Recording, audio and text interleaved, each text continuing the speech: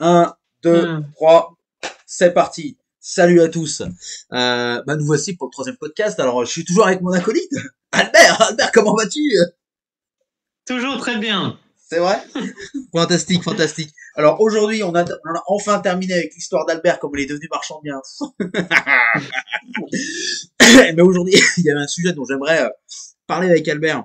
Parce qu'il y a énormément de mythes là-dessus moi, ce qui m'exaspère sur le sujet, c'est les recettes magiques en fait. Le sujet, ça va être la négociation. Un des sujets, ça va être la négociation. Après, il y aura quelques trucs d'actualité si on a le temps, mais déjà la négociation.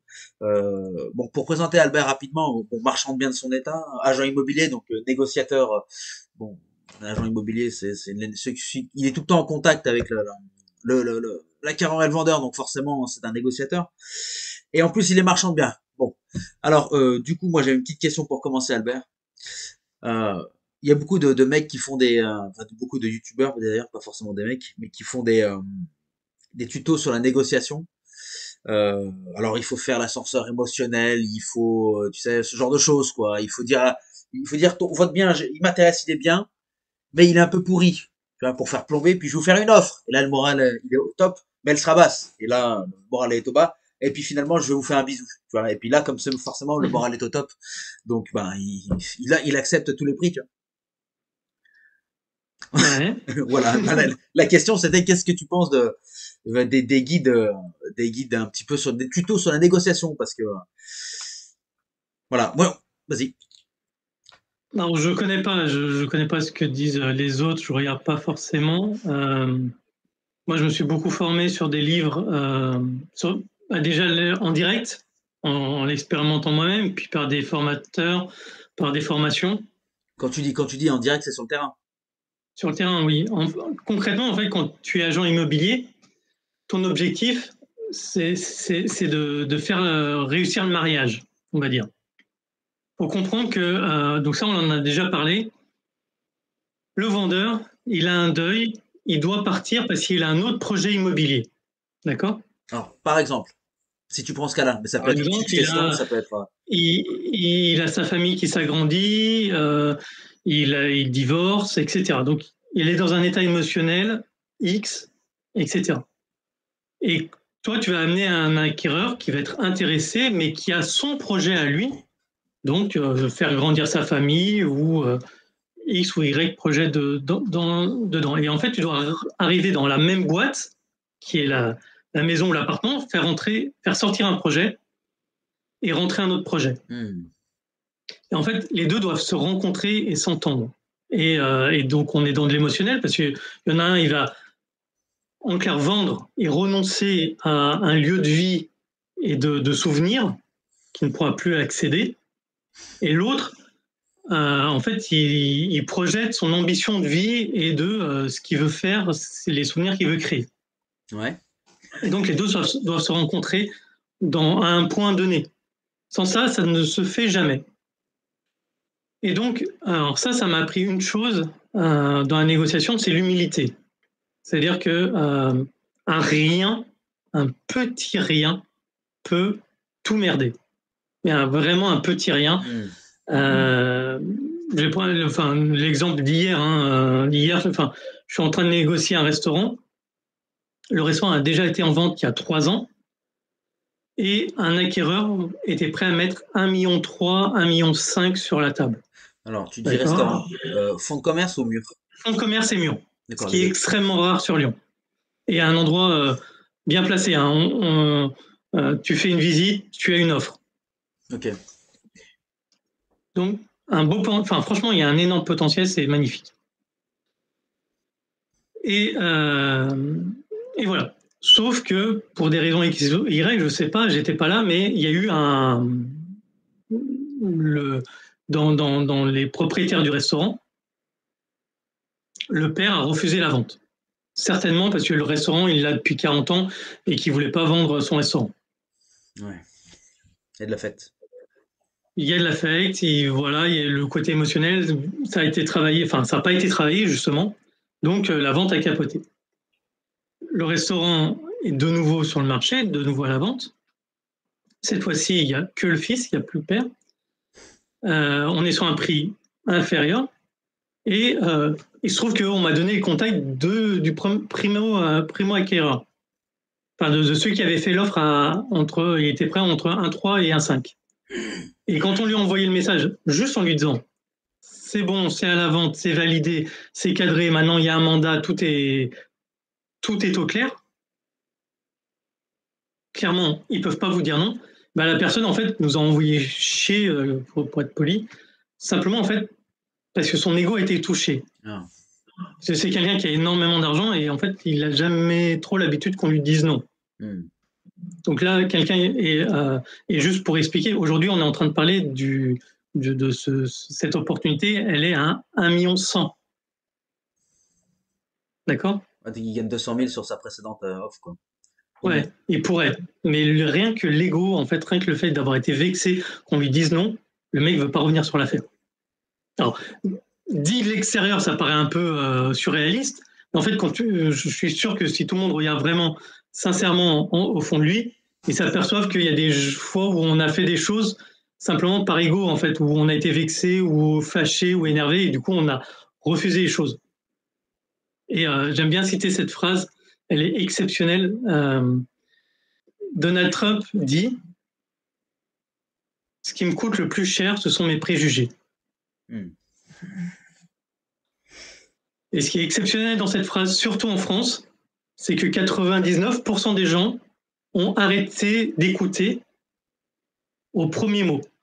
Quand j'ai dit Donald Trump, déjà là, leur cerveau s'est bloqué, ils n'écoutent plus. C'est clair. Que ce soit quelque chose d'intelligent ou pas, que ce soit lui ou pas qui l'ait dit derrière, déjà, ils le prennent plus au sérieux. Ils sont braqués. Ouais. Ils sont braqués. Voilà. Donc ça prouve bien que nos émotions dirigent quand même une grosse partie de notre capacité. Donc en négociation, tout est là.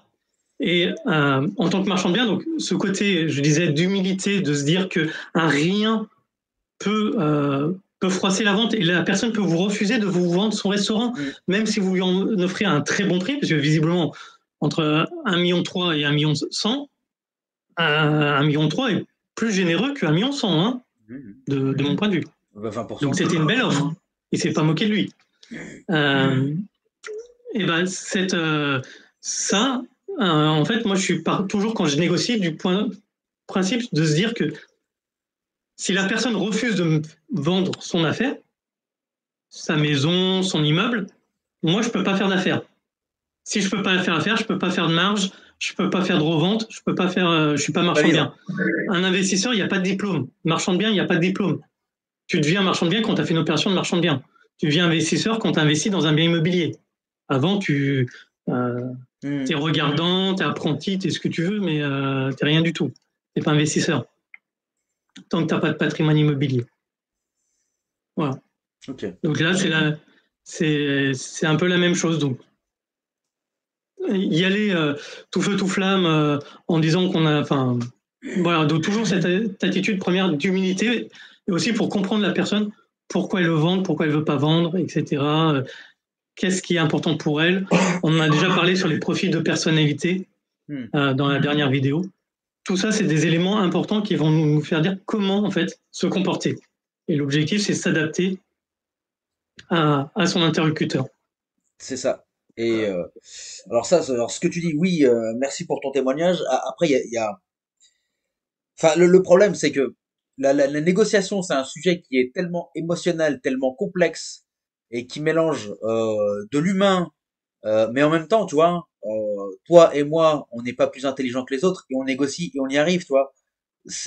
Alors, il y a une, enfin, c'est compliqué à expliquer. Il faut vraiment le faire. Il faut vraiment essayer de comprendre l'autre. Mais je crois que avant tout, une des choses les plus importantes, c'est c'est de savoir pourquoi ils vont en fait. Pourquoi ils vont, c'est quoi son projet. Tout à fait.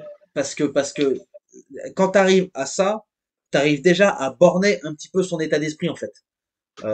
Tu sais déjà si par exemple typiquement s'il va sur un autre projet immobilier, bon il y a de très fortes chances qu'une grosse négo ne passe pas parce qu'il va falloir du cash et il a peut-être pas fini de rembourser son crédit. Donc il va falloir du cash pour son prochain crédit. Après il y a un autre truc qui peut jouer et qui peut se tenter, c'est est-ce que la valeur temps et sécurité euh, du compromis a une valeur. Est-ce que ça a plus de valeur que le montant? Est-ce qu'il est prêt à faire est-ce qu'il est prêt à faire un geste si l'acquéreur est prêt à pas mettre des conditions de financement? Enfin, il y a vraiment tout un tas de trucs. Et c'est compliqué de faire des tutos de négociation parce que chaque cas est particulier, chaque cas est différent. Oui, en fait, il y a deux choses. C'est le projet, la problématique. Le rêve et la douleur. Quel est son objectif? Exemple, racheter notre maison. Donc tu disais, il y a un objectif de capital s'il a un autre projet immobilier, mais il y a aussi un objectif de temps. Ouais. Et en face, quelle est sa problématique? Sa problématique, dans ce cas-là, c'est peut-être se faire financer. Il attend peut-être d'avoir un compromis signé pour pouvoir acheter la maison, son coup de cœur, etc. Donc, du coup, avoir un vrai compromis signé sans condition peut peut-être le favoriser.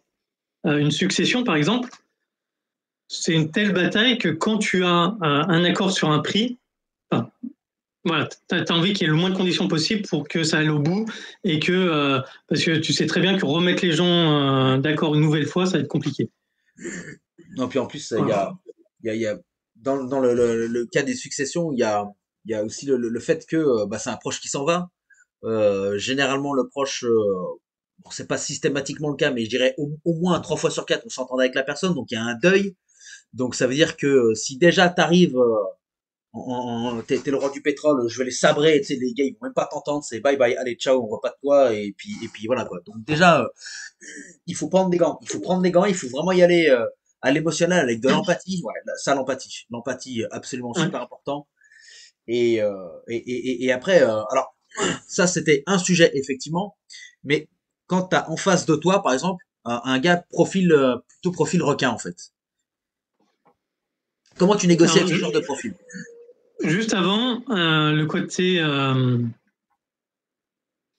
il faut pas oublier aussi une chose. Alors là, on est dans le côté marchand de biens, etc. Mais qu'une personne connaît en moyenne 250 autres personnes. D'accord? Et là, je vais raconter l'histoire de mon ami David, qui a acheté un immeuble, donc c'est à Limoges. Et voilà, donc la vente s'est faite, etc. Il l'a acheté. Alors, pour ma part, je trouve un peu cher. Il aurait pu le négocier parce que ça faisait longtemps qu'il était à la vente. Mais non, il l'a acheté. Et du coup, le propriétaire, une fois que la vente a été faite, il lui a dit, ah bah tiens, j'ai donné vos coordonnées à mon voisin qui est l'immeuble d'à côté, qui lui aussi a son immeuble à vendre. Sauf que l'immeuble n'est pas sur le marché. Donc des fois, garder un bon relationnel et pas trop essayer on va dire de scalper la personne peut apporter d'autres affaires. En fait, on va dire les gens se reconnaissent quand même assez bien. C'est-à-dire que avec un requin, en fait, le mec il a tellement l'habitude d'être un requin et d'y aller fort que des fois même il a envie de jouer et que ça lui revienne. Enfin, il a envie d'un peu de combat. Donc moi, avec un requin, je suis un requin. Voilà.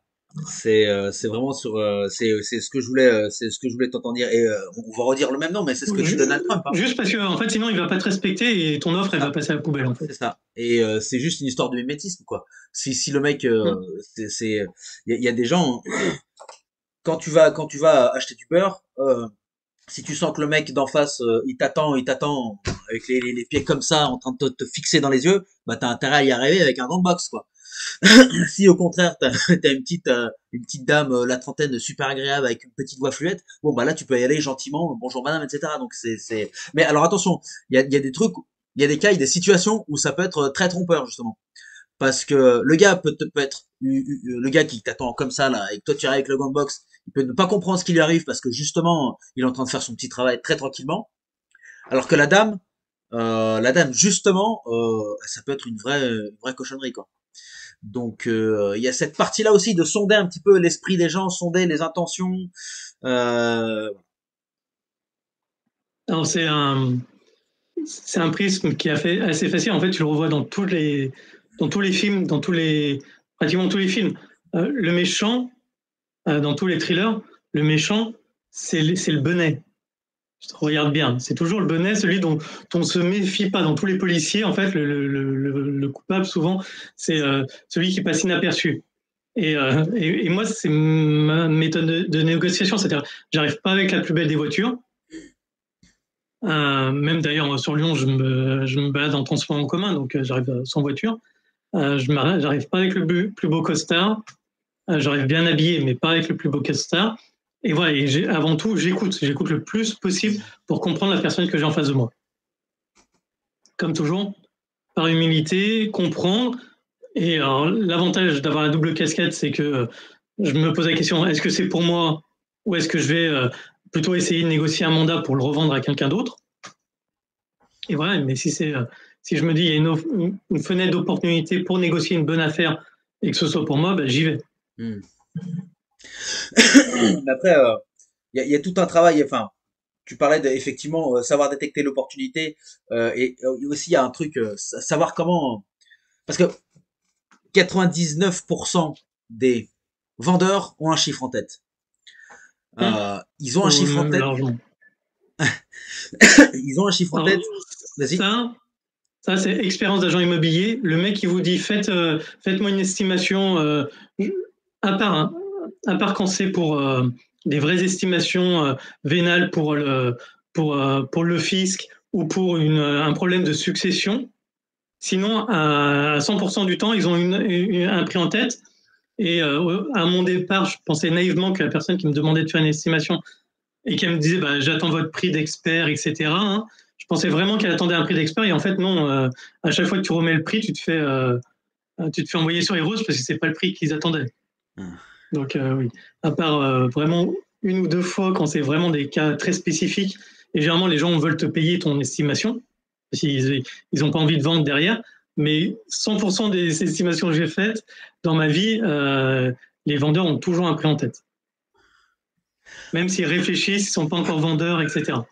Alors ça, c'est intéressant parce que derrière, quand tu te demandes le prix, indirectement, tu vas toucher le pourquoi en fait.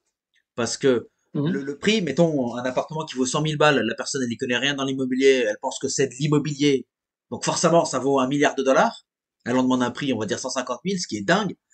Et quand tu lui demandes une des manières qu'il y a de faire réfléchir quand tu fais une visite à la personne, l'acquéreur, enfin le vendeur sur son prix, c'est quand donc tu lui demandes ah, d'accord très bien et vous en voulez combien là 150 très bien d'accord et pourquoi et le but c'est surtout pas de lui dire c'est trop cher ou quoi que ce soit ou de lui balancer le truc à la gueule, le but c'est de le faire réfléchir lui-même en fait.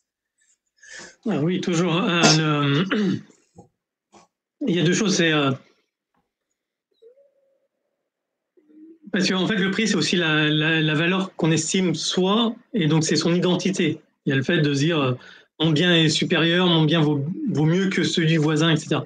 Et effectivement, le fait de lui poser la question en disant alors, après c'est en ayant une stratégie, c'est-à-dire qu'est-ce qu'on veut faire, etc. Donc, lui demander à votre avis à combien ça se loue, ou combien je pourrais louer l'appartement dans l'état, ou combien je pourrais le revendre, etc. Comment vous êtes arrivé à ce prix-là. Et effectivement, lui faire arriver à ce qu'elle donne des chiffres par elle-même et voilà. Ou qu'elle n'a pas eu de référence. Et à ce moment-là, ça permet de sortir quelques éléments qui vont permettre de négocier par la suite. Ouais. Et surtout lui faire parce que le fait qu'elle verbalise elle-même oh bah j'ai mis 150 000 parce que il y a une villa à Saint-Tropez, je l'aime bien, j'ai envie de me l'acheter quoi. Déjà le fait que elle le verbalise, elle déjà dans sa tête il y a une bonne chance que ça fasse un tic en fait, qu'elle se dise mais qu'est-ce que tu fais, c'est pas comme ça ta baraque et si tu veux t'acheter la Tour Eiffel elle vaut 1 million quoi, tu vois, ça marche pas comme ça quoi. Et ça il y a beaucoup de personnes en fait, concrètement, la valeur d'un bien, c'est juste le ticket que le mec d'en face est capable de mettre, en fait, qui veut mettre, en fait. Et c'est pour ça qu'il y a. Alors, vas-y, ouais. Ouais, plus ou moins. Parce que ça, c'est ce qu'on pense, mais il y a quand même plusieurs acheteurs. Aujourd'hui, on est, alors moins aujourd'hui parce qu'il y a des problèmes de crédit, mais on est quand même dans un endroit où il y a un marché assez rare de biens à vendre. Et donc, du coup, t'as peu d'acheteurs. Enfin, l'acheteur, il n'est pas tout à fait en position de force. Il peut acheter que ce qu'il y a à vendre. Tout n'est pas à vendre. Et c'est tous des biens uniques. Donc concrètement, entre deux appartements, c'est pas la même chose. Il ne retrouvera jamais le même appartement. D'où la difficulté. Donc, le vendeur peut plus facilement dire non à un acquéreur parce qu'il sait qu'il en retrouvera un autre Ouais. que l'inverse. Alors ça, je pense que ça, c'est propre à Lyon et ça dépend du marché aussi. Tu vois, si on prend Oui, des marchés, je dirais, plus ruraux, là, le game est pas tout à fait le même, tu vois. deux maisons ne se ressemblent pas, sont pas dans le même quartier, sont pas dans le même Oui, environnement. mais ce que je veux dire, c'est que, tu vois, on prend par exemple une ville comme, pardon, une ville qui a, je sais pas, Saint-Chamond, par exemple. Là, moi, la perception que j'ai du marché, c'est qu'on sera plus à l'équilibre, quoi. T'auras moins d'acquéreurs que Lyon pour un seul bien, je pense. Oui, après, oui, tu as des marchés qui sont plus ou moins tendus, ça tout à fait. Donc, mais c'est juste une marge de négociation, effectivement.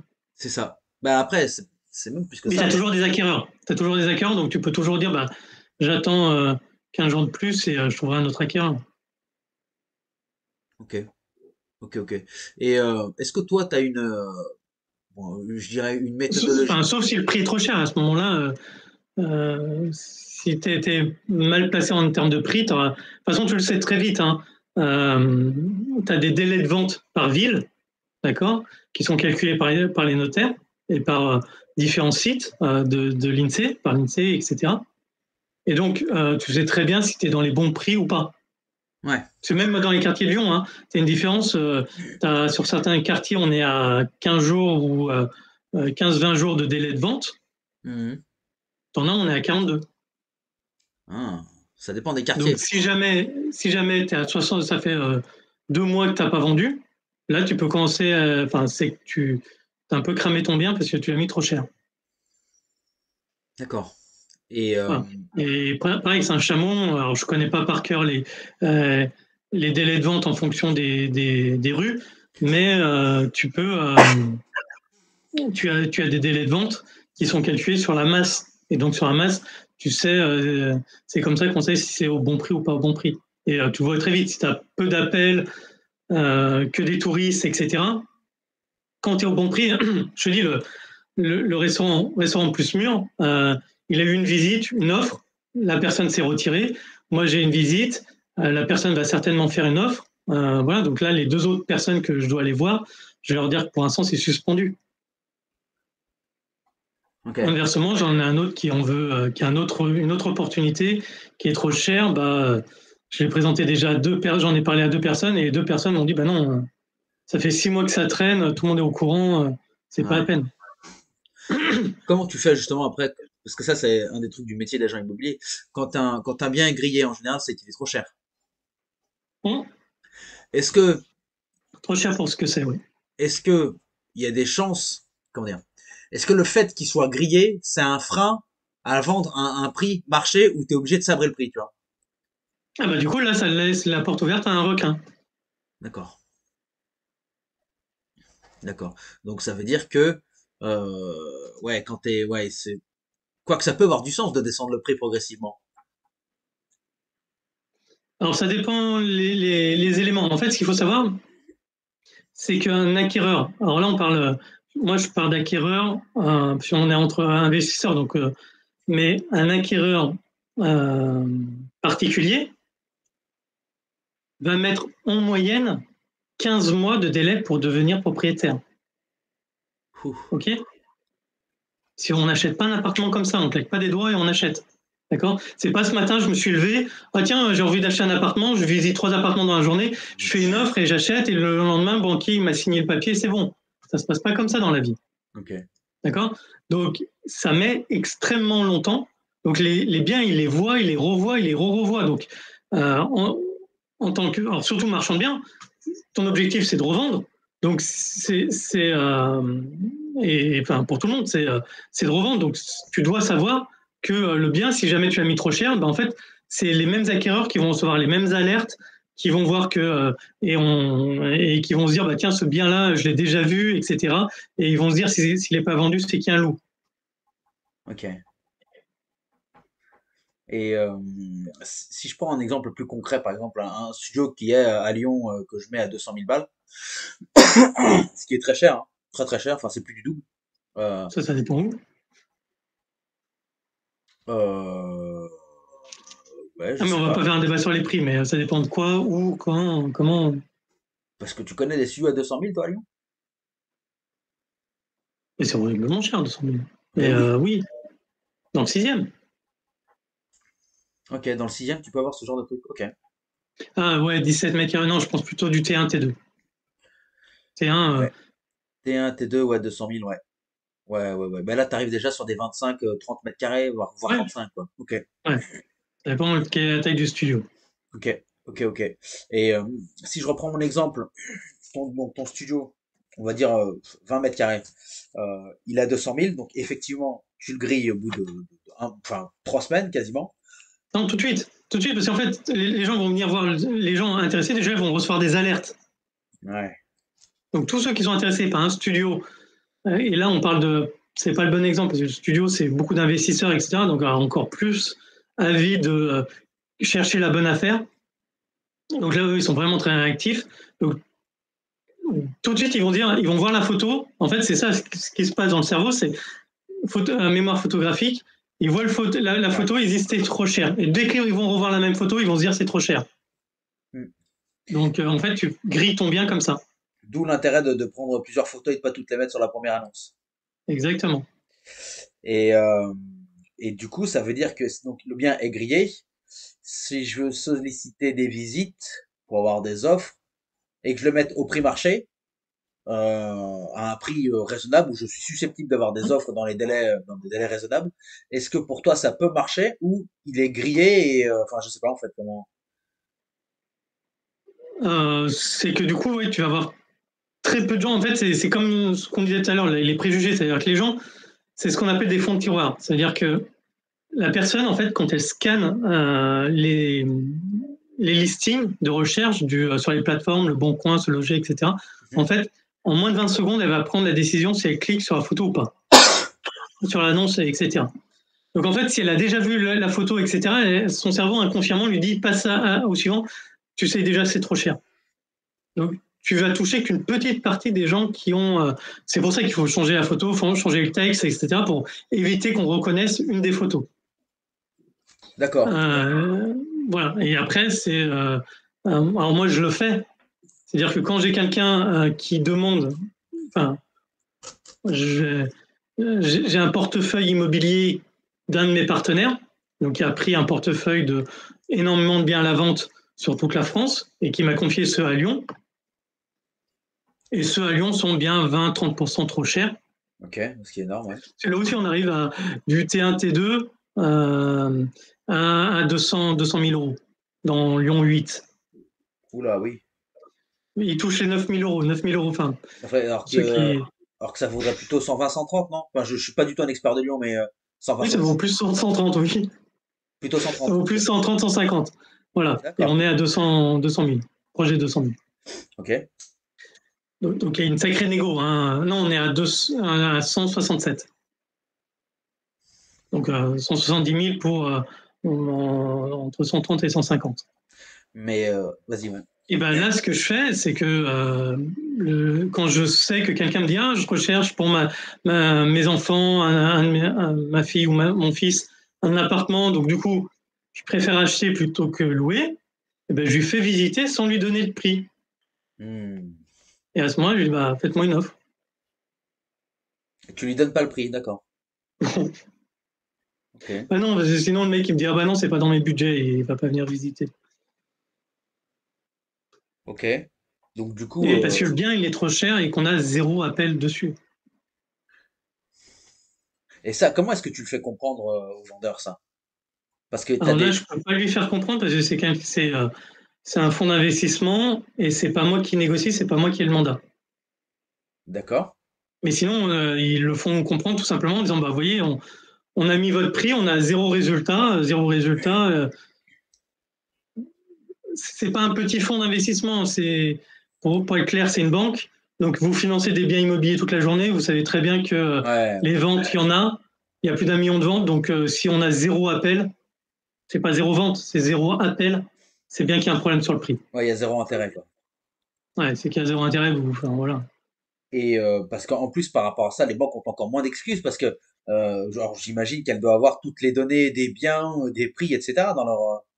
Ouais, mais ils arrivent quand même à... Alors, je sais pas comment elles sont arrivées pour arriver à 8 000 € du mètre carré à Lyon 8, hein, mais C'est, je sais pas. Après, moi, j'ai envie de te dire, c'est la cupidité, quoi. C'est la cupidité. Euh, Surtout qu'en plus, il y aurait une proposition de valeur supplémentaire. Typiquement, tu fais une belle déco, tu mets un locataire, tu le fais payer très très cher. Bon, derrière, il y a une rentabilité. Bon, admettons que tu arrives à le faire, hein, parce que après, arriver à le faire, il y a des réalités de marché. Enfin, un studio, c'est un studio, tu paieras jamais 1000 balles pour un studio, quoi. Donc, mais admettons que tu arrives à le faire. Euh, Enfin, je sais pas. Moi, ça me paraît vraiment compliqué, quoi. Et par rapport à ça, moi, je sais que, alors, je vais te dire comment moi je fais, et après, toi, tu me diras comment tu fais. Quand tu vois que le bien, enfin, moi, j'aime bien déjà voir l'état d'esprit du vendeur, dans quel état d'esprit il est. 99% du temps, quand le bien est à la parution, bah, le vendeur, il pense qu'il est en position de force. Et donc, moi, clairement, je fais même pas d'offre. Euh, Mais après, moi, je sais que j'ai un profil particulier. Je pense qu'on a un peu le même profil. C'est que moi, je fais des visites toute la journée. Donc, je peux pas me permettre d'acheter des biens au prix du marché, quoi. Donc, je prends des biens, je fais plus l'immobilier en genre immobilier entrepreneurial avec plus de négo, plus de travaux, où c'est beaucoup plus actif, quoi. Il y a ça aussi. Enfin, je reprends. Donc, 99% du temps, quand le bien vient d'être publié, le vendeur est dans un état d'esprit où il se dit, il faut que je sois un requin, que machin, que ci, que là. Donc j'en veux tel prix et j'accepterai pas une négo en dessous de, par exemple, 2%, quoi. Donc, alors, vas-y. c'est là où on peut parler des ascenseurs émotionnels. En fait, la plupart des personnes, elles ont un bien qu'elles mettent à la vente et elles pensent que c'est aussi simple que de mettre l'annonce sur le bon coin et qu'elles vont gentiment recevoir un chèque l'argent dans la boîte aux lettres tranquillement, elles n'auront rien à faire. Enfin, tout ce qui est DPE, réglementation, etc., c'est pratiquement du chinois. Donc, c'est ce qu'on appelle l'optimiste non averti. Et donc, c'est un état émotionnel. À ce moment-là, il va avoir... alors, ça dépend des villes, ça dépend des endroits, toujours, bien évidemment. Hein. Saint-Chamond, c'est pas pareil que Lyon, mais si tu es à Lyon, tu vas recevoir 30, 50 coups de téléphone le premier jour. Hmm. Sauf que sur ces 30, 50 coups d'appel, tu as très peu d'acheteurs. Tu n'as que des agents immobiliers. Ok. D'accord. Donc, disons que plus ou moins, il est dans les bons prix. Parce que là, on va être honnête, s'il est dans les bons prix, ça va se vendre. Ouais. Ouais. Ok. Si c'est pas dans les bons prix et qu'il y a une opportunité, donc c'est trop cher, donc une opportunité de négociation. Si c'est une bonne affaire, ça traîne pas. Hein. C'est même des fois souvent vendu avant d'être publié. Donc si le bien est trop cher, en fait, il va quand même se dire, bah, tout le monde m'appelle, donc c'est qu'il y a un intérêt, d'accord. Peut-être qu'il va confier un mandat ou pas, mais du coup, il va être, son optimisme va grandir, parce qu'il se dit, tout le monde m'appelle, ça marche, Hmm. etc. Au bout de quelques temps, il va quand même s'apercevoir qu'il y a 99% de gens qui l'appellent qui sont des professionnels de l'immobilier et un faible pourcentage de gens qui sont plus des touristes. Donc, il va commencer à comprendre qu'il ne sait pas vendre. Parce qu'en fait, il y a deux choses. Dans une vente,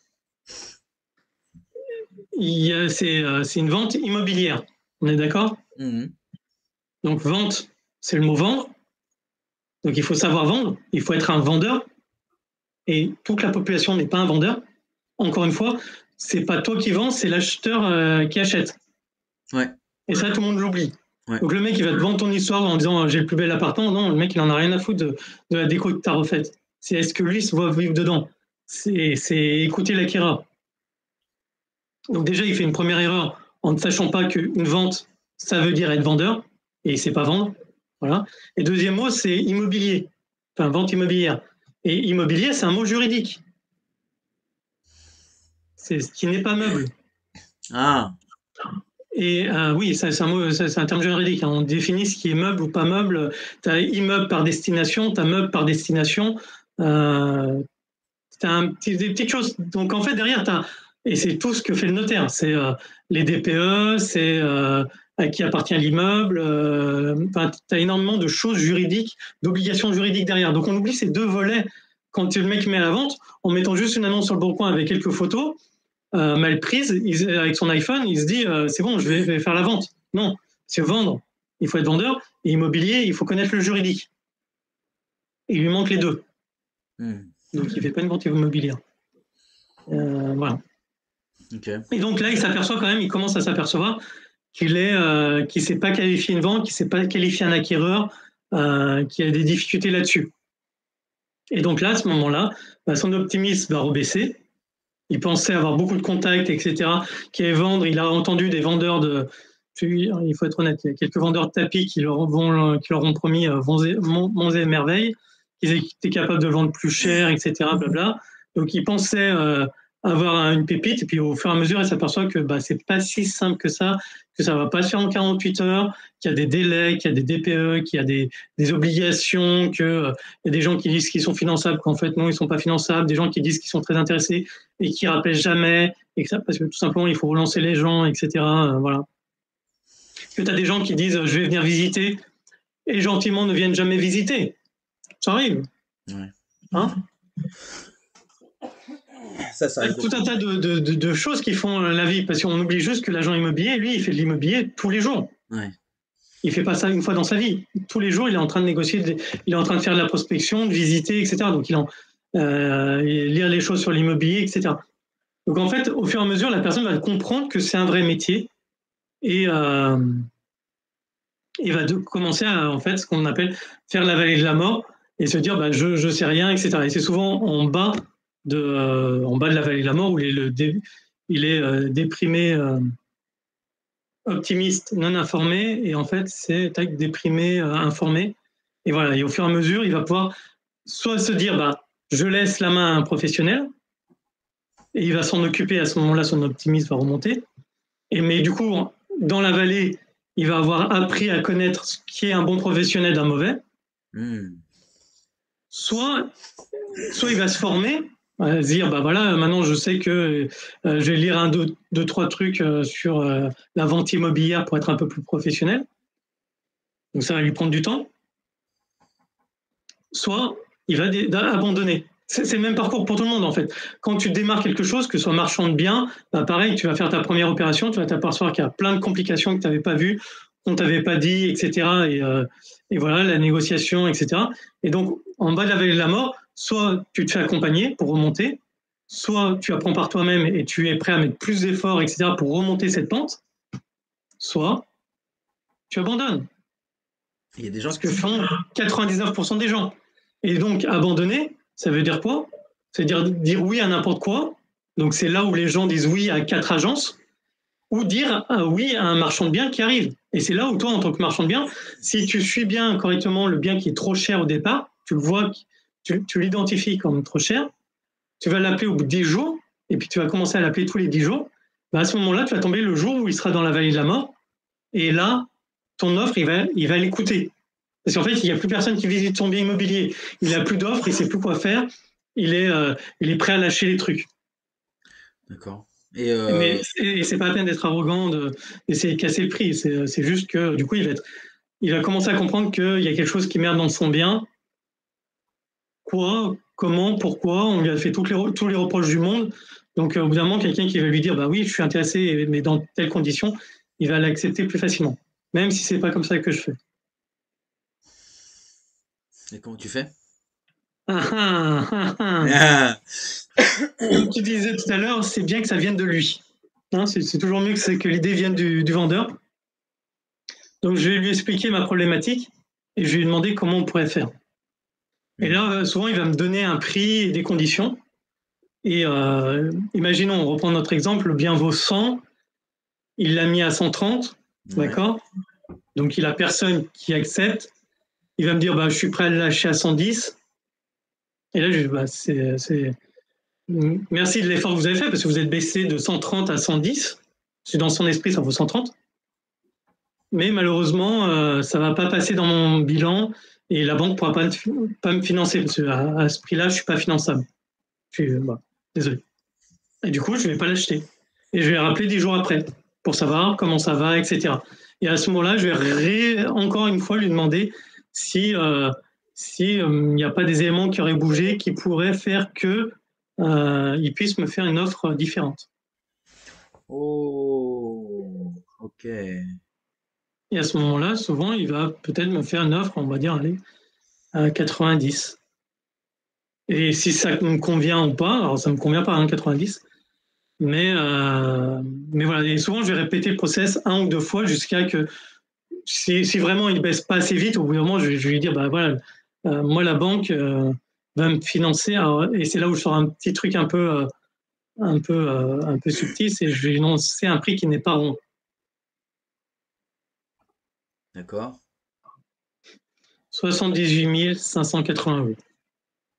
Ok, d'accord. Il va se demander pourquoi. Oui, voilà, c'est juste le principe. C'est le principe qu'ils se disent, putain, 598, il a raclé tous les fonds de tiroir de la maison, là. D'accord. Ok. Et souvent, on va arrondir, en fait. Il va dire, ah, vous pouvez pas faire un effort à 80. Ouais, tu peux mettre 20 euros, quoi, ouais. Pour 78 Donc euros. là, non, si je lui dis 558 ou 580, je sais plus ce que j'ai dit comme Ouais, connerie. ouais. Mais vu que je l'ai fait par écrit quand même, voilà, j'ai fait par écoutez, j'ai besoin, je vous remercie de votre offre, mais je vais voir avec le banquier comment on peut faire. Ok. C'est, Alors le coup du banquier aussi, ça me permet d'avoir un méchant, hein. ouais. C'est l'entité supérieure dans la négociation. Voilà. C'est, C'est pas ma faute. Je c'est suis ça. désolé. J'aimerais vous lâcher à ce prix-là, hein. Sincèrement, vous êtes quelqu'un de sympathique, je suis quelqu'un de sympathique. J'aimerais vous rendre service, mais il y a une entité, il y a un méchant qui veut pas que je fasse ça. Euh, Et voilà. Et à ce moment-là, si les 80 me conviennent, à ce moment-là, je vais revenir, mais une autre fois. En disant, bon voilà, j'ai trouvé un accord avec la banque, machin, etc. d'accord. J'ai trouvé plus de fonds disponibles. Et comment tu Mais je vais fais? essayer aussi d'avoir autre chose. Un Ah, délai supplémentaire, un 15 jours, c'est pas gratuit. Il m'a demandé d'augmenter même de 500 €. Je vais essayer de négocier un petit truc, une semaine de plus, un truc comme ça. une semaine de plus sur quoi? Sur le délai, Ok. Ouais, oui, oui, oui. Il faut pas que ce soit gratuit. Il faut qu'il y ait rien de gratuit. Ouais. Ça, je le comprends parce que sinon après plus rien n'a de valeur, quoi. Et voilà. Tu dis que tu rajoutes de l'argent pour la banque, donc forcément, tu demandes quelque chose en contrepartie. euh, il y avait deux choses que je trouve super intéressantes dans ce que tu me disais. La première, c'était, je listais les deux questions maintenant, comme ça on tâchera d'y revenir. Putain, j'en perds mes lunettes. La première question, c'était comment est-ce que tu sais que quelqu'un est dans la vallée de la mort? Parce que c'est à ce moment-là que toi t'arrives et que tu donnes, tu fais une offre. Et deuxième question, tu me disais qu'il faut, quand tu fais une offre à un propriétaire et qu'il refuse, il faut toujours rester en contact avec lui parce que sur la longueur, tu peux lui faire baisser son prix. Hum Euh, comment? Alors attends, on va reprendre déjà la première question. Comment? Non, c'était quoi? Non, La vallée de la mort. je vais répondre à la deuxième question, comme ça on D'accord. répondra à la première après. Ok. Euh, Quand tu n'as pas la bonne offre ou il n'accepte pas ton offre, tu dis, bah, si tu viens pas peur, tu comprends tout à fait, normal, vous voulez le meilleur pour vous et je le comprends tout à fait, je vous remercie de votre temps, etc. Et voilà. Et tu Mhm. le rappelles 10 jours après. Ouais. Ah non, pardon. 10 jours, c'est Lyon, je précise. C'est sur les marchés tendus. Parce qu'il y a beaucoup de marchands de biens, il y a beaucoup d'activités sur Lyon. Ouais. Effectivement, sur d'autres secteurs, tu appelles peut-être au bout de 15 jours ou 3 semaines. Ça dépend vraiment des secteurs, hein, Ouais. le délai. Comment tu sais qu'il est dans la vallée de la mort? C'est tout simple, c'est le syndrome de l'objet qui brille. Tout le, monde, tout le monde a des alertes et tout le monde préfère le dernier truc à la mode. Donc tout le monde préfère appeler le dernier bien qui vient d'être mis en annonce qu'un bien où il faut aller à la page 80. Enfin, j'exagère un peu, mais celui que plus personne... Parce que tu te dis, en fait, la plupart des acheteurs, 90, enfin, il y a très peu d'investisseurs en fait sur le marché. La plupart, c'est des acheteurs communs qui veulent une résidence principale. Donc eux, un bien immobilier qui n'est pas vendu, c'est flou. Pourquoi? Si c'est une bonne affaire, c'est vendu. Donc c'est qu'il y a un loup, il y a quelque chose qui ne marche pas. Et à ce moment-là, ils vont pas y aller. Parce qu'eux, savent pas quoi, donc ils ont peur. Il n'y a qu'un investisseur qui peut y aller.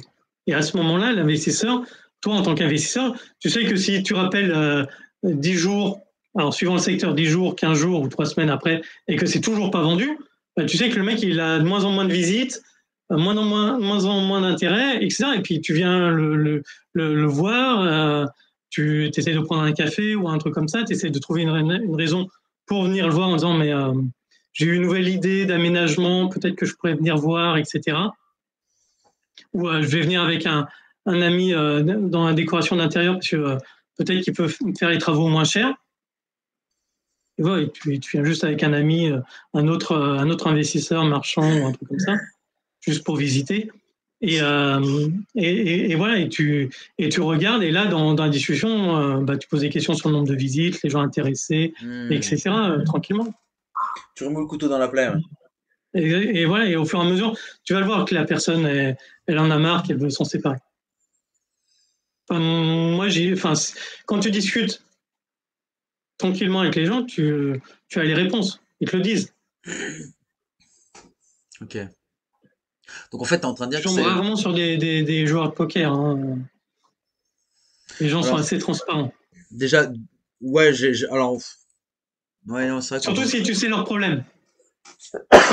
Leur projet, le désir et la douleur. Ce que j'ai expliqué, les deux éléments. Et alors, ouais, je fais le parallèle sur ce que tu disais, on tombe rarement sur des joueurs de poker. Alors, oui, c'est vrai, et j'ai même envie de te dire que le bluff, c'est, enfin, moi, je pense, hein, c'est une très mauvaise stratégie de négociation, en fait. Parce que le bluff, c'est qui tout double, quoi. Et quand tu es en négociation, le but, c'est de sonder un petit peu l'intérêt des gens, donc fatalement, tu vas te planter. Enfin, il suffit d'une fois pour que ça réussisse, mais il y a 9 fois où ça va se planter. Et quand tu bluffes, tu veux transformer ça en une fois sur deux, mais ça marche pas comme ça en fait. Non, enfin, puis tu peux pas bluffer sur. En fait, concrètement, soit c'est la bonne opportunité pour toi. Enfin, c'est plutôt un potentiel de bonne opportunité pour toi. Et voilà, d'accord. Donc il faut que tu arrives à faire l'affaire. Donc c'est pas en mentant à la personne que tu vas réussir à faire l'affaire. Il n'y a pas de confiance quand tu mens à l'autre. Donc toi, l'objectif, c'est d'arriver à ce que souvent le prix ou les conditions fassent que ça devienne une bonne affaire pour toi. Parce que si c'est une bonne affaire, tu signes au plus vite. Ouais. Voilà. T'attends pas 15 jours. Tu vas cash. Ouais. Oui, t'es moteur, quoi. Un cash, je dis, si le prix est bon, les opportunités sont bonnes, bah, tu dis, bah voilà, je vous fais une offre et on donne un rendez-vous chez le notaire, on y va et voilà, et tu montes ton dossier. Tu négocies, la négociation, c'est que quand il te manque un critère, soit le prix, soit les conditions. Voilà. Mais alors voilà. Pour que ça devienne une bonne affaire. Ça aussi, c'est un autre point qui est super important. Les négociations, en fait, quand tu pars sur une négociation, en général, c'est que il y a déjà des trucs qui sont bons, quoi. Tu vois, quand tu négocies, et des délais ou quoi que ce soit, tu vas négocier des détails, mais c'est-à-dire que sur l'essentiel, vous êtes à peu près d'accord, au moins sur le prix, tu vois, en l'occurrence. Oui, tu vas pas négocier je sais pas moi, un terrain non constructible si tu veux faire un immeuble. Ah oui, non. Ça n'a aucun intérêt de faire baisser le prix de quelqu'un qui veut te vendre un terrain non constructible si tu peux pas faire ton projet dessus. Donc forcément, tu négocies quelque chose d'une opportunité que tu es capable de réaliser.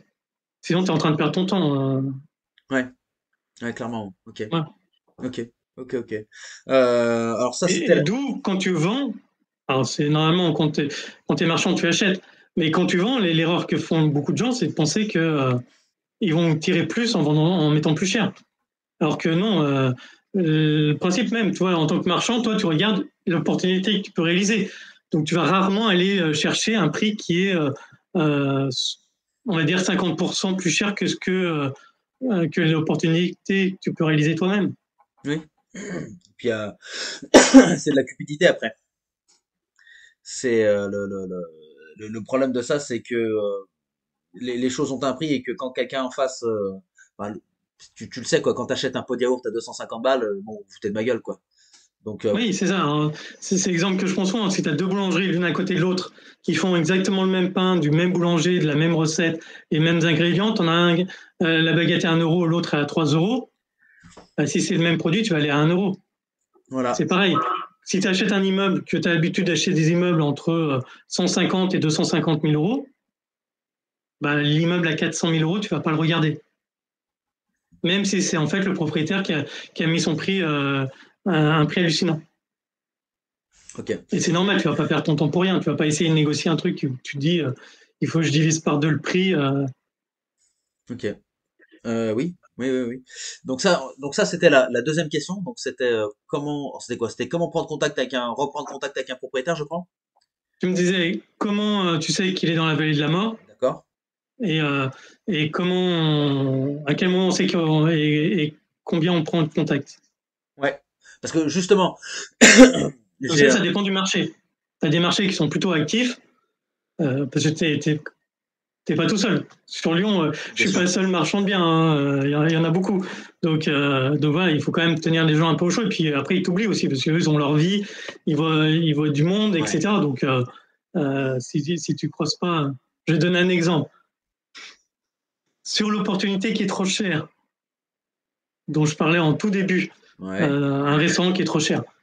Étonnamment, le propriétaire, il a plusieurs restaurants, hein, mais il me voit tous les jours à l'heure de l'apéro pratiquement en ce moment. Ça fait une semaine que je sais, il m'a parlé de ton truc, machin, donc je suis en train d'élaborer le concept de ce que je veux faire dedans. Et donc, il faut que je négocie quelque chose. Donc, maintenant, je sais à quelle heure il est dans un de ces restaurants, et ben, je vais prendre l'apéro avec un ami, on papote, je lui présente, etc. Alors, il se trouve qu'en plus, il nous a apporté une autre affaire. Ça, c'est génial. Il nous a dit bah, voilà, qu'il cherchait à développer quelque chose, donc il faut que je cherche un foncier. Donc voilà. Donc ça, c'est quand même pas mal. C'est un bon apéro hein, quand la personne te dit qu'il cherche un foncier. Et en parallèle de ça, ça lui permet de lui montrer que je suis toujours là, que c'est difficile. Je lui ai lancé les deux trois objections que j'ai eues, tu vois, pour dire bah voilà, votre bien, en clair, voilà. Vous avez oublié de me dire que ça faisait 6 mois qu'il était à la vente. Voilà. Peut-être que certains ont fait du mauvais travail, que tous les acteurs sont au courant. D'accord. Ouais, parce qu'on parle en millions d'euros. Voilà. Ah ouais, d'accord. Donc en millions d'euros, les gens capables de racheter plusieurs millions d'euros un restaurant sur Lyon, ça se compte sur les doigts d'une main. Ah, une main, d'accord. Ouais, non, deux, trois mains. Enfin, il y a moins de 20 personnes à Lyon qui sont capables d'acheter Enfin, parce que c'est de la restauration. Donc il faut connaître la restauration, il faut avoir les fonds, il faut avoir envie d'acheter en ce moment. Enfin, en ce moment, tous les restaurants font faillite. Hein. Enfin, Ouais. j'exagère, mais il y a beaucoup de problèmes quand même. Il y en a beaucoup qui ont des problèmes de PGE. Enfin, voilà, il faut être finançable, il faut savoir gérer un restaurant et il faut être de Lyon. Oui. Aucun restaurateur n'achète un restaurant à l'autre bout du monde. D'ailleurs, la raison, hein, je lui avais proposé une affaire au dehors de Lyon et en fait, il m'a dit non. Il m'a dit maintenant, en fait, je garde tous mes établissements à moins de 2 km. Ah. Comme ça, quand il me manque un serveur dans un restaurant, je peux prendre un serveur d'un autre restaurant pour le mettre dans celui-là. Ah. Voilà. La Donc, logistique. donc un mec de Paris ne viendra jamais. Ça, c'est du fantasme. Il ne viendra jamais acheter un restaurant. Mais quand tu n'es pas au courant, tu vois, c'est des choses que tu apprends. Donc, du coup, tu lui lances 2-3 pics comme ça pour lui faire comprendre que tu es en train de comprendre que même si ce n'est pas ton cœur de métier, parce que alors, du coup, la restauration, c'est vraiment pas mon cœur de métier, mais que tu commences à comprendre et que si jamais il est arrivé une offre, il va falloir l'écouter. Parce que c'est compliqué, parce que le bien est un peu grillé. Enfin, un peu, totalement grillé. Putain, c'est intéressant ça. Ça, c'est super intéressant. Parce que c'est comme ça que tu fais des bonnes affaires et quand tu arrives. En fait, Ah oui, la négociation, c'est une chose qui est, en soi est super importante, mais dans l'immobilier, comme dans tous les business en fait, le marchand bien ou l'investisseur, euh, il faut qu'il trouve le bon profil avec qui faire affaire. Il fera pas affaire avec n'importe quel profil. pas avec tout le monde. Mais enfin, heureusement, tout n'est pas une bonne affaire. Enfin, voilà, c'est ce que je disais. La plupart des affaires, c'est des gens qui achètent pour eux-mêmes. Enfin, la plupart des transactions, c'est des gens qui achètent pour eux-mêmes. Là, c'est un profil bien particulier. Il y a le fonds de commerce et les murs. Et les murs, si tu mieux, quand tu sais où c'est, Je fais partie de ceux qui n'ont pas envie de laisser passer l'opportunité. Et lui, il s'est résolu à vendre les murs parce qu'il sait que sinon, il peut plus. Son bien est tellement grillé que juste le fonds de commerce, il peut pas le vendre. Ah ouais. Donc, il est obligé de rajouter cette cerise. Et donc, moi, quand j'ai compris que les quelques faiseurs, je vais en voir encore un mercredi, donc voir comment ça fonctionne. Et quand j'ai compris que les quelques faiseurs importants avaient déjà entendu parler de l'affaire il y a 6 mois et que concrètement, ils avaient pris leur décision que non et qu'ils n'avaient pas envie de négocier, je me suis dit, si j'arrive, donc le problème du bonhomme, c'est de vendre son fonds de commerce. Ouais. Si j'arrive à vendre son fonds, à trouver un moyen, une stratégie de reprise de ce fonds de commerce, je peux accéder aux murs. Et là, moi, les murs, ça m'intéresse à titre personnel. C'est les murs qui m'intéressent. Ah. Concrètement, sinon, je lui aurais dit, je suis désolé, mon brave, mais je suis incompétent. Je peux pas vendre votre bien, votre affaire, je peux pas la vendre parce que je suis pas de ce monde-là, je sais pas faire. Et voilà, c'est trop important. Moi, le petit restaurant que je vends, il vaut 1,1 million. Vous voyez, c'est pas le même montant. Je suis pas capable de faire, désolé. Voilà. Et mais là, toi, toi, je suis en train de mettre en place une stratégie pour que à chaque fois que je le vois, je lui lance un ou deux arguments, en disant tiens, on m'a fait cette réflexion-là, qu'est-ce que tu en penses, etc. Mais tu te fais réfléchir en fait, hein, c'est ce qu'il faut. Hein. Quand le prix est trop haut, enfin, il y a une réalité. Hein. Quand le prix est trop haut. J'y vais pas en une seule fois. Ah non, là, la pilule, non. Non, mais c'est de la psychologie. Hein. C'est vraiment de la psychologie. Hein. Ça, c'est un truc. C'est pour ça les profils un petit peu colériques, un petit peu nerveux, qui sont pas capables, qui sont susceptibles, qui sont pas capables de comprendre l'autre ou de comprendre que l'autre il a de lâcher du lest en fait, c'est ça, de lâcher le contrôle et que l'autre c'est un être humain comme toi et il a ses attentes. Bah ces gens qui sont pas capables de lâcher le contrôle, c'est pas la peine de faire du business quoi. Parce que vous êtes pas, parce que c'est des gens qui seront pas capables c'est ça, de lâcher du contrôle et de laisser à l'autre le moyen de s'exprimer. Et en s'exprimant, il va se remettre lui-même en question. Ça va être un échange, c'est du dialogue, mais enfin, on en revient à ce que je disais au départ. Faire un tuto ou un guide sur la négociation, chaque cas est différent, quoi. Chaque cas est différent. Bon. Je pense qu'on en a terminé pour aujourd'hui, cher ami. Merveilleux. On n'aura pas abordé la question d'actualité. La question d'actu, t'as peut-être quelque chose à dire. C'est quoi la question d'actualité? Eh ben, il y a un gars de droite qui s'est fait élire en Argentine. Javier Milei. Okay. C'est ah bah putain, alors là, t'as pas vu ça? Bah écoute, renseigne-toi pour la prochaine fois, tu verras ça. Non mais je vois pas trop ce que ça a à faire avec l'immobilier en France et à Lyon. Désolé. Ah, c'est question d'actualité. Oui, mais moi je fais pas l'actualité, moi je fais l'immobilier, mon ami. Oui, c'est vrai. Bon, si tu veux, je te l'accorde. Par contre, pour tes très chers qui sont restés jusqu'au bout quand même, qui nous ont écoutés dans nos divagations jusqu'à maintenant, quand même, ils ont droit à un petit cadeau. Sur vivreimo.fr/YouTube, j'ai mis il y a une formation gratuite sur comment devenir marchand de biens. Et pareil, à la fin, je révèle pourquoi ceux qui vont être marchands de biens et pourquoi il faut commencer maintenant. Parce que les plus belles années, ça va être celles qui vont commencer maintenant jusqu'à les 15 prochaines années. Vous savez, souvent on dit le meilleur moment, c'était il y a 20 ans, et le deuxième meilleur moment, c'est maintenant. Pardon. Ouais, c'est vrai que si je ne donne pas la phrase en entier, le proverbe chinois dit que le meilleur moment pour planter un arbre, c'était il y a 20 ans, et le deuxième meilleur moment, c'est maintenant. Je la connais, cette citation. Bien sûr. Voilà, tout le monde la connaît. Et ben pour marchand de biens, l'idéal, c'est qu'en fait, les 15 prochaines années, ça va être mais vraiment l'âge d'or des marchands de biens. L'histoire des marchands de biens des années 80, où ils se revendaient les compromis entre eux, et tout le monde disait « c'est Byzance, on faisait du pognon de dingue », ils n'ont pas connu ce qu'on va vivre dans les 10 prochaines années. Ceux qui vont être marchands de biens des 10 prochaines années vont faire encore plus de pognon qu'ont pu faire tous ceux que je connais qui ont acheté 400 appartements, etc. D'accord. Et est-ce qu'on peut en parler ici ou il faut voir la vidéo? Absolument pas, il faut voir la vidéo. Okay. Non, mais Ok. C'est le super bonus du cadeau sur vivrimo.fr/YouTube. Vivremo.fr/YouTube. Ok. Et ben écoute, je vais y aller de ce pas, mon ami. Je te dis à plus. Avec plaisir.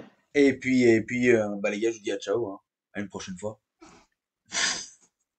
Où est-ce qu'on a